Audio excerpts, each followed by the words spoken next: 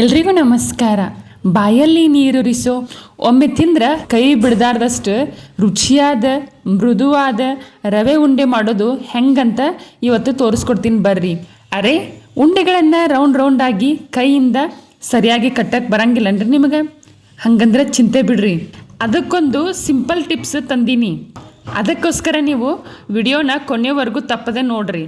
ಅದಕ್ಕಿಂತ ಮುಂಚೆ ನಮ್ಮ ಚಾನಲ್ಗೆ ಸಬ್ಸ್ಕ್ರೈಬ್ ಆಗಿಲ್ಲ ಅಂದರೆ ಈಗಲೇ ಸಬ್ಸ್ಕ್ರೈಬ್ ಮಾಡ್ಕೊಂಡು ಬಿಡ್ರಿ.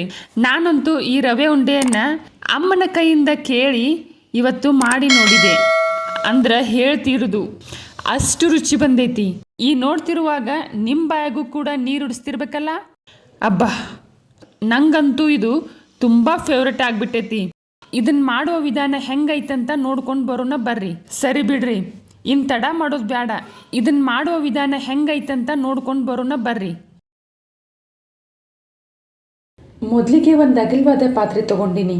ಅದರಲ್ಲಿ ಅಳತೆ ಗ್ಲಾಸಿಂದ 3 ಗ್ಲಾಸ್ ರವೆ ಹಾಕೊಳಕತ್ತೀನಿ. ನೋಡ್ರಿ, ನಾನಿವತ್ತು ಬಾಂಬೆ ರವೆ ಯೂಸ್ ಮಾಡಕತ್ತೀನಿ. ನಿಮ್ಗೇನಾದ್ರೆ ಚಿರೋಟಿ ರವೆ ಬೇಕಂದ್ರೆ ಅದನ್ನು ಕೂಡ ಯೂಸ್ ಮಾಡಬಹುದು. ಈಗ ಮತ್ತೊಂದು ಅಗಲವಾದ ಪಾತ್ರೆಗೆ ಈ ರವೆ ಹಾಕಿ ಮೀಡಿಯಂ ಫ್ಲೇಮ್ನಲ್ಲೇ ಇಟ್ಟು 3 ರಿಂದ 4 ನಿಮಿಷ ಚೆನ್ನಾಗಿ ಹುರ್ಕೋಬೇಕು. ರವೆ ಹಾಕಿದ ಕೂಡಲೇ ಇದಕ್ಕೆ 3 ರಿಂದ 4 ಚಮಚ ತುಪ್ಪ ಹಾಕಿ ಹುರಿಯೋಕೆ ಶುರು ಮಾಡಬೇಕು. 1-2 ನಿಮಿಷ ಆದಮೇಲೆ ನಿಮ್ಗೇನಾದರೂ ತುಪ್ಪ ಕಡಿಮೆ ಅನಿಸಿದ್ರೆ ಮತ್ತಷ್ಟು ತುಪ್ಪ ಹಾಕಿ ಹುರ್ಕೋಬೇಕು. ಒಟ್ಟಾರೆಯಾಗಿ ಒಂದು 5 ನಿಮಿಷ ರವೆನ ಚೆನ್ನಾಗಿ ಹುರ್ಕೋಬೇಕು. ಈಗ ಇದನ್ನು ಬೇರೆ ಪಾತ್ರೆಗೆ ತೆಗೆದು ಇಟ್ಕೋಬೇಕು. ಈಗ ಅದೇ ಪಾತ್ರೆಯಲ್ಲಿ ಅದೇ ಅಳತೆ ಗ್ಲಾಸಿಂದ 3 ಗ್ಲಾಸ್ ಸಕ್ಕರೆ ಹಾಕಕತ್ತೀನಿ. ನೀವೇನಾದರೂ ಸಕ್ಕರೆ ಕಡಿಮೆ ತಿನ್ನೋರಾಗಿದ್ರೆ 2.5 ಗ್ಲಾಸ್ ಹಾಕ್ಕೊಂಡ್ರೆ ನಡಿತೈತಿ.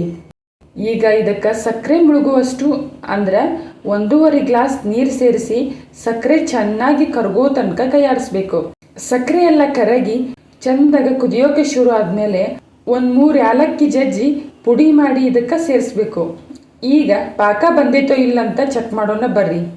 ಅದಕ್ಕೊಂದು ಸಣ್ಣ ತಟ್ಟೆ ತಗೊಂಡು ಕುದಿರ್ತಿರೋ ಪಾಕದಿಂದ 1-2 ಹನಿ ತಟ್ಟೆ ಮೇಲೆ ಬಿಡಬೇಕು. ಬಿಟ್ಟು ಸ್ವಲ್ಪ ಆರಿದ ಮೇಲೆ ಬೆರಳಿಂದ ಹಚ್ಚಿ ನೋಡಿದ್ರೆ ಪಾಕ ಇನ್ನೂ ಬಂದಿಲ್ಲ ನೋಡ್ರಿ.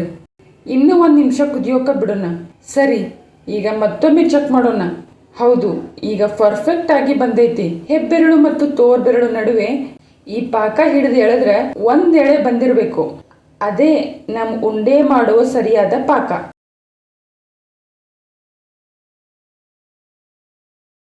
ಈಗ ಗ್ಯಾಸ್ ಫ್ಲೇಮನ್ನು ಲೋ ಇಟ್ಟು ನಾವು ಆಗಲೇ ಹುರಿದಿಟ್ಕೊಂಡಿದ್ವಲ್ಲ ಆ ರವೆಯನ್ನು ಇದಕ್ಕೆ ಸೇರಿಸ್ಕೋಬೇಕು. ನಂತರ ಗ್ಯಾಸ್ ಆಫ್ ಮಾಡಿಬಿಡ್ರಿ. ಇದನ್ನ ಚೆನ್ನಾಗಿ ಮಿಕ್ಸ್ ಮಾಡಿ ಒಂದು ಮುಚ್ಚಳ ಮುಚ್ಚಿ 20 ರಿಂದ 30 ನಿಮಿಷ ಹಾಗೆ ಬಿಟ್ಬಿಡ್ಬೇಕು.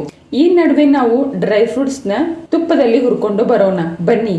ಒಂದು ಸಣ್ಣ ಪಾತ್ರೆಯಲ್ಲಿ 4 ರಿಂದ 5 ಚಮಚ ತುಪ್ಪ ಹಾಕಿ ಕರಗಿಸ್ಬೇಕು. ತುಪ್ಪ ಕರಗಿದ್ಮೇಲೆ 8 ರಿಂದ 10 ಬಾದಾಮಿ, 8 ರಿಂದ 10 ಗೋಡಂಬಿನ ಸಣ್ಣದಾಗಿ ಕಟ್ ಮಾಡಿ ಹಾಕಿ ಕೆಂಪಾಗೋ ತನಕ ಫ್ರೈ ಮಾಡ್ಕೋಬೇಕು. ಇದ್ರ ಜೊತೆಗೇನೆ ನಾವು 8 ರಿಂದ 10 ಒಣ ದ್ರಾಕ್ಷಿನೂ ಕೂಡ ಹಾಕಿ ಚಂದಾಗ ಫ್ರೈ ಮಾಡ್ಕೊಳ್ಳಿ. ಈಗ 10 ನಿಮಿಷ ಆಗೈತಿ. ನಾವು ಮುಚ್ಚಿಟ್ಟಿದ್ದ ರವೆ ಮಿಶ್ರಣ ಓಪನ್ ಮಾಡಿ ನೋಡೋಣ. ಈಗ 10 ನಿಮಿಷ ಆಗೈತಿ ನೋಡ್ರಿ. ಹೌದು, ಇದಕ್ಕೀಗ ನಾವು ಹುರಿದಿಟ್ಕೊಂಡಿರೋ ಡ್ರೈ ಫ್ರೂಟ್ಸ್ ಹಾಕೊಳ್ಳೋಣ. ಅರ್ಧ ಬೌಲ್ ತುರಿದ ಒಣ ಕೊಬ್ಬರಿ ಸೇರಿಸ್ಕೋಬೇಕು. ಈಗ ಚಮಚದಿಂದ ಇದನ್ನೆಲ್ಲ ಒಟ್ಟಿಗೆ ಚೆನ್ನಾಗಿ ಮಿಕ್ಸ್ ಮಾಡ್ಕೊಳ್ಳೋಣ. ಈ ರವೆ ಮಿಶ್ರಣ ತುಂಬಾನೇ ಬಿಸಿ ಇದೆ, ಕೈಯಿಂದ ಮುಟ್ಟಿದ್ರೆ ಸುಡಾಕತ್ತೈತಿ. ಅದಕ್ಕೆ ಮುಚ್ಚಳ ಮುಚ್ಚಿ ನಾವು ಒಂದು 20 ನಿಮಿಷ ಬಿಟ್ಬಿಡೋಣ. ನೋಡ್ರಿ, ಈಗ 20 ನಿಮಿಷ ಆಗೈತಿ. ರವೆ ಉಂಡೆ ಮಾಡೋಕೆ ಇದು ಪರ್ಫೆಕ್ಟ್ ಆಗಿ ತಯಾರಾಗೈತಿ. ಈಗ ಮುಚ್ಚಳ ತೆಗೆದು ಮತ್ತೊಮ್ಮೆ ಚೆನ್ನಾಗಿ ಮಿಕ್ಸ್ ಮಾಡೋಣ. ಒಂದೊಂದು ಉಂಡೆಗಳನ್ನ ಕಟ್ಕೋಬೇಕು. ನಾನು ಕೈಯಿಂದಲೇ ಉಂಡೆ ಮಾಡಿ ತೋರ್ಸಾಕತ್ತೀನಿ ನೋಡ್ರಿ. ಒಂದ್ ವೇಳೆ ನಿಮ್ಗೆ ಕೈಯಲ್ಲಿ ರೌಂಡ್ ಆಗಿ ಕಟ್ಟೋಕೆ ಬರಲಿಲ್ಲ ಅಂದ್ರೆ ಚಿಂತೆ ಯಾಕೆ ಮಾಡ್ತೀರಿ? ಅವ್ರಿಗೊಂದು ಸಿಂಪಲ್ ಟಿಪ್ಸ್ ಹೇಳ್ತೀನಿ ಕೇಳ್ರಿ. ಒಂದು ಸಣ್ಣ ಬೌಲ್ ತಗೊಂಡು ಅದಕ್ಕೆ ಸ್ವಲ್ಪ ತುಪ್ಪ ಸವರಿ ಈ ಉಂಡೆ ಮಿಶ್ರಣದ ಒಂದು ಮುದ್ದೆ ಮಾಡಿ ಇದ್ರೊಳಗೆ ಹಾಕಿ ಒಮ್ಮೆ ಅಳಗಾಡ್ಸಿದ್ರೆ ಸಾಕು. ಎಂತ ಮೃದುವಾದ ಎಲ್ಲೂ ಬಿರುಕು ಅಂದ್ರೆ ಕ್ರ್ಯಾಕ್ ಬಿಡದ ಸೂಪರ್ ಉಂಡೆ ತಯಾರಾಗ್ತೈತಿ. ನೀವು ಮನೆಯಲ್ಲಿ ಇದನ್ನೊಮ್ಮೆ ಮಾಡಿ ನೋಡಿ, ತುಂಬಾನೇ ಪರ್ಫೆಕ್ಟ್ ಆಗಿ ಬರ್ತೈತಿ. ನೋಡ್ರಿ, ಈಗ ಎಲ್ಲ ಉಂಡೆಗಳನ್ನ ಮಾಡಿ ಇಟ್ಕೊಂಡಿನಿ. ನೋಡೋದಕ್ಕೆ ಎಷ್ಟು ಚಂದ ಕಾಣ್ತಿದೆ ಅಲ್ವೇ?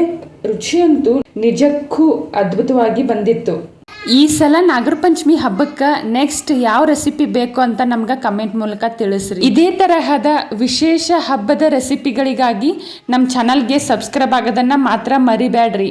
ಈ ವಿಡಿಯೋ ಇಷ್ಟ ಆದ್ರೆ ಲೈಕ್ ಮಾಡಿರಿ, ಶೇರ್ ಮಾಡಿರಿ ಮತ್ತು ನಿಮ್ಮ ಫ್ರೆಂಡ್ಸ್ ಫ್ಯಾಮಿಲಿ ಗ್ರೂಪ್ಗೆ ಈ ವಿಡಿಯೋನ ಶೇರ್ ಮಾಡೋದನ್ನು ಮಾತ್ರ ಮರಿಬೇಡ್ರಿ. ಮತ್ತು ಮುಂದಿನ ವಿಡಿಯೋದಾಗ ಸಿಗ್ತೀನಿ. ಧನ್ಯವಾದಗಳು.